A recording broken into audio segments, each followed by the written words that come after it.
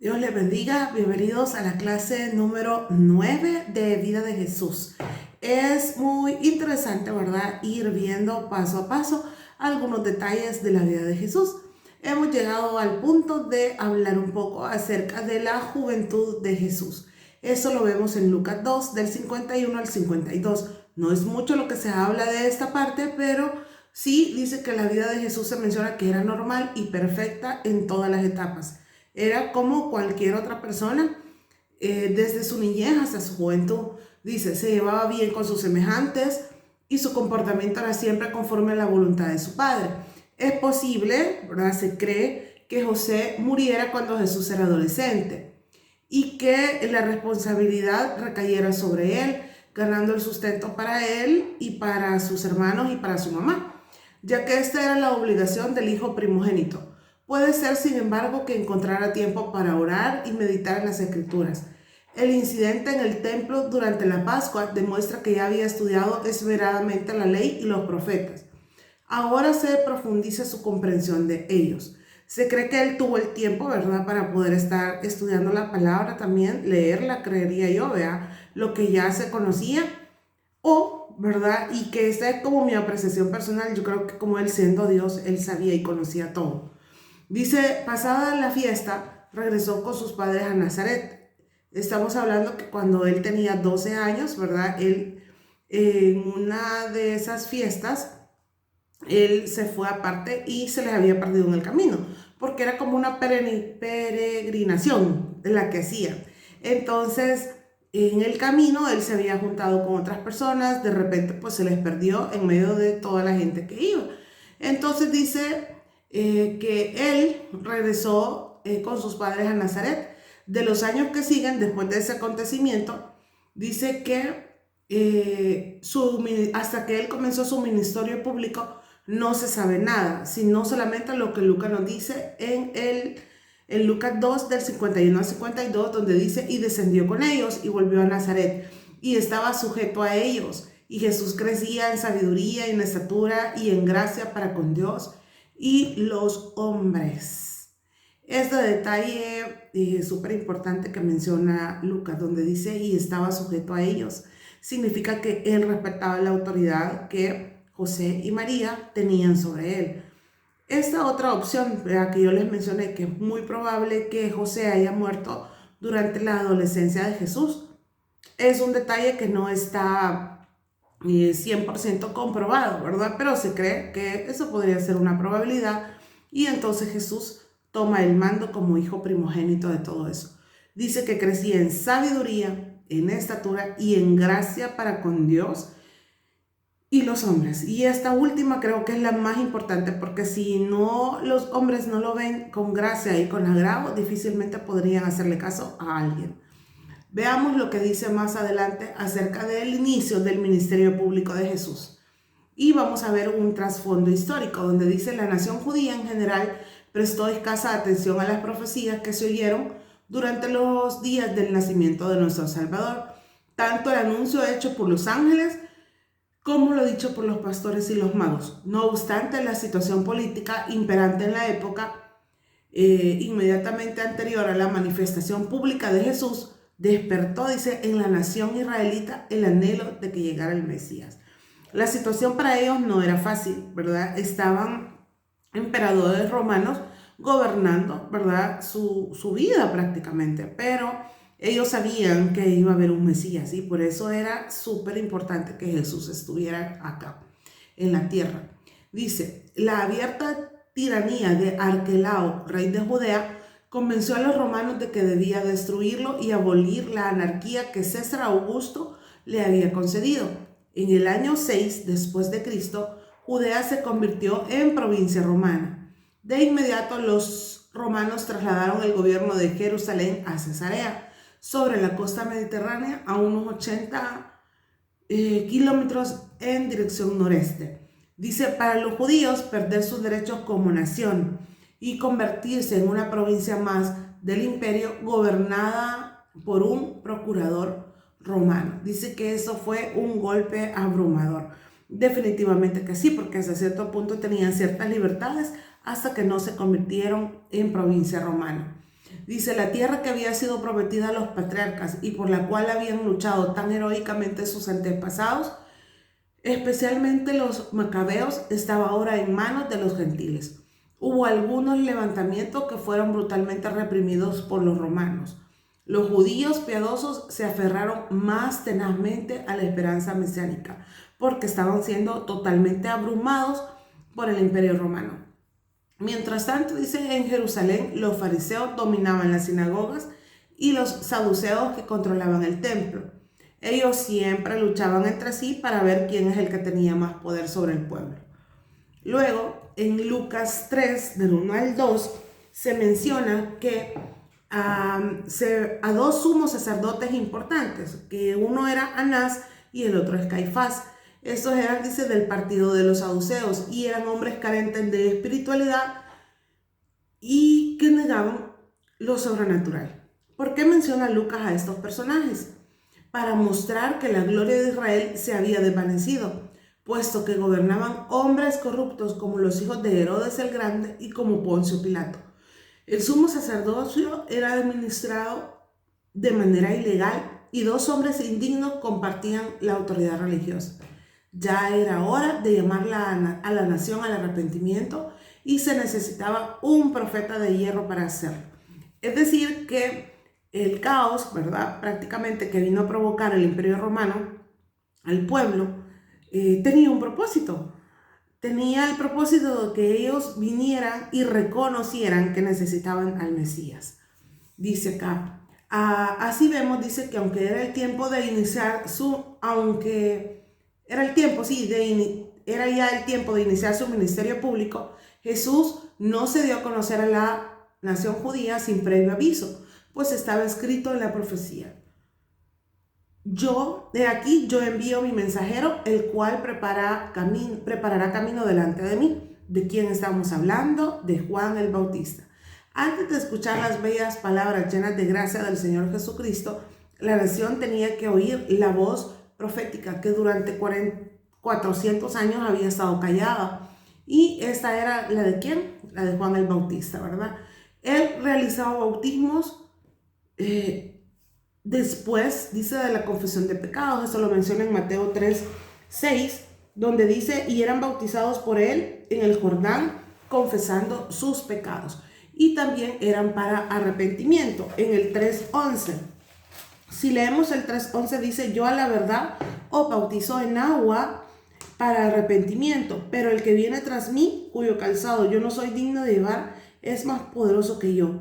Él os bautizará en Espíritu Santo y fuego. Entonces, la razón del bautismo de Juan eran estas dos cosas. Uno, la confesión de pecados, justo después de la confesión de pecados, y otro era el arrepentimiento. Este bautismo, este detalle es súper importante, no era de niños o inocentes, por cuanto se administraba previa confesión de pecados. Tampoco era mediante unas cuantas gotas aplicadas en la frente, puesto que Juan también bautizaba en Enón junto a Salim. Dice en Juan 3:23, se habla de que allí había muchas aguas. En cuanto a eso del bautismo, de la forma correcta en cómo debe ser bautizado, tiene que ser tal cual lo dice la Escritura, ¿verdad? Yo he conocido que para algunas religiones, ¿verdad?, o sectas, por ejemplo, una de ellas, para ellas el bautismo no existe en sí, ¿verdad? Eso de estar en aguas, sino que ellos, el bautismo es pasar debajo de una bandera. Entonces, eso es un bautismo para ellos. O sea, es algo súper extraño, pero de verdad que yo conocí muy de cerca, ¿verdad?, esa situación. Y algunos creen que el bautismo que cuenta, o el bautismo, podríamos decir, eficaz o perfecto, es aquel bautismo que se hace con los niños en la iglesia católica, ¿verdad? Donde se les moja un poquito la cabecita, ¿verdad? Y ya estuvo. Ese es el bautismo. Ahora, un niño no tiene de qué confesar sus pecados y tampoco tiene algo de qué arrepentirse. Un bebé no tiene todavía ese alcance de poder hacerlo.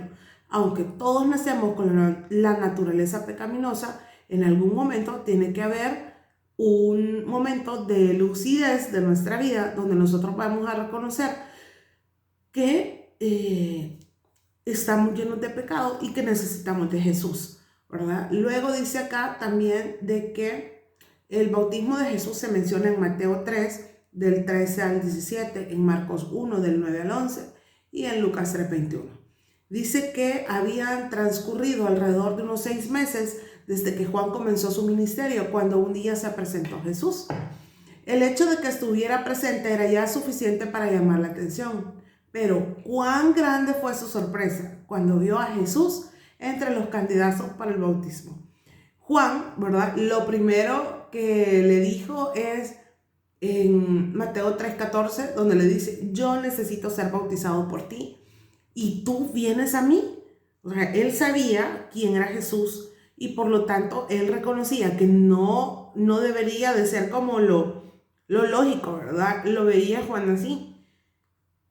¿Cómo es posible que Jesús, que es el Mesías prometido, yo lo voy a bautizar? Tendría que ser al revés, él me tendría que bautizar a mí. Pero Jesús le dijo: deja ahora, porque así conviene que cumplamos justicia. Ahí surge la pregunta: ¿por qué quería Jesús ser bautizado? Definitivamente que Jesús era 100% Dios.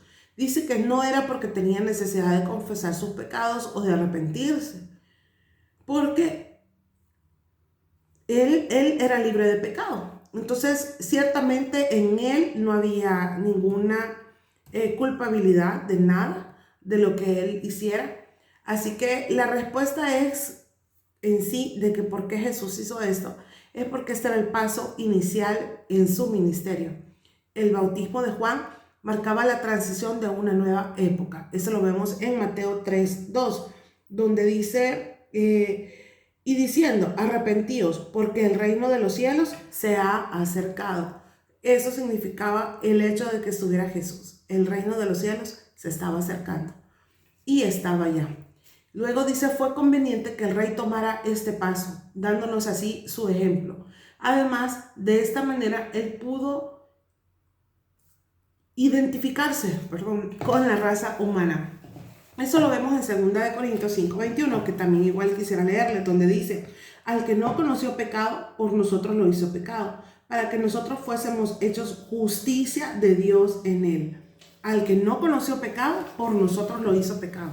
Definitivamente que sabemos que era Dios, pero él vino y nos dio su ejemplo de cómo nosotros teníamos que ser unos verdaderos hijos de Dios. Ahora tenemos aquí algunas razones del bautismo de Jesús. Dice que el bautismo de Jesús fue el acto de inauguración de su ministerio público. Ya hablamos un poquito acerca de esto. Dice que el bautismo era el símbolo de romper con el pasado y entrar a una vida nueva de santidad y obediencia. Jesús no tenía eso, pero sí dice que él tenía que dejar su vida hogareña para empezar una nueva vida de servicio a Dios. Fue su ordenación al ministerio y así llegó a ser el siervo de Jehová. Otra de las razones es que Jesús se bautizó como consagración a Dios para recibir el poder del Espíritu Santo. Dice que deseaba recibir la unción de vida divina, para poder llevar a cabo la obra mesiánica. 3. Jesús se bautizó como un acto público de identificación con su pueblo. ¿Qué significaba eso? Que fue bautizado como uno más que formaba parte de aquella gran multitud. Se cumple la profecía que dice: fue contado con los pecadores, en Isaías 53:12. Al unirse con los que tenían pecado en su vida, demostró que estaba dispuesto a llevar la carga del pecado. Así se cumpliría toda justicia.